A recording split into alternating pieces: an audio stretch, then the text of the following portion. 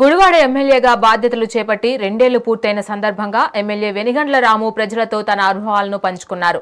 I love Gudivada greenery board వద్ద ఆయన మీడియాతో చిట్ చాట్ నిర్వహించారు. కూటమి ప్రభుత్వ హయాంలో CM Chandrababu, deputy CM Pawan Kalyan, మంత్రి లోకేష్ అండదండలతో నియోజకవర్గాన్ని ఎంతో అభివృద్ధి చేశామని చెప్పారు.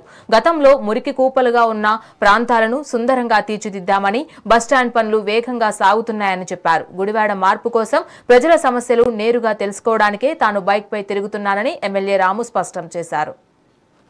నియోజకవర్గ ప్రజలందరికీ నా ధన్యవాదాలు. ఈ రోజుకి 2 సంవత్సరాలు పూర్తయింది. నేను ఎమ్మెల్యేగా ప్రమాణ స్వీకారం చేశాను. నేను హానెస్ట్ గా కొన్ని విషయాలు చెప్పాలని మీ ఉద్దేశంతో ఇక్కడికి రావటం జరిగింది. అనేక కష్టాల్లో ఉన్న టైంలో, అత్యంత దారుణమైన పరిస్థితిలో గుడివాడ ఉన్న టైంలో మీరు నా మీద నమ్మకంతో అత్యధికమైన మెజారిటీ తోటి గుడివాడ నియోజకవర్గ ఎమ్మెల్యేగా ఉండటానికి ఆశీర్వదించారు. మీ అందరికీ కృతజ్ఞతలు తెలుపుకుంటమే కాకుండా ఈ రోజుకి నేనేం చేయగలిగాను, ఇంకా ఏం చేయలేకపోయాను అనేది కూడా నేను మాట్లాడాలనే ఉద్దేశంతో ఇక్కడ రావటం జరిగింది. ప్రధానంగా ఇక్కడికి వచ్చిన తర్వాత మనం ఎంతసేపు ఒక రోడ్డు, ఒక డ్రైనేజీ, ఒక ఇలాంటి వ్యవస్థలో ఎదురుగుండా కనపడే వాటిని మాత్రమే మనం చూసుకుంటూ ఉంటాం.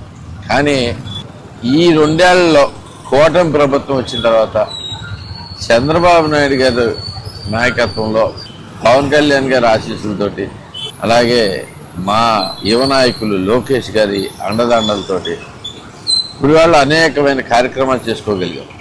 ఇదంతా మీరందరూ గమనించుకునే ఉంటారు. గుడివాడ అభివృద్ధికి ప్రత్యేక నిధి ఓన్లీ గుడివాడకు మాత్రమే స్పెషల్గా 10 కోట్లు అడిగిన వెంటనే శాంక్షన్ చేసిన నారా చంద్రబాబు నాయుడు గారికి ప్రత్యేకమైన థ్యాంక్ యూ.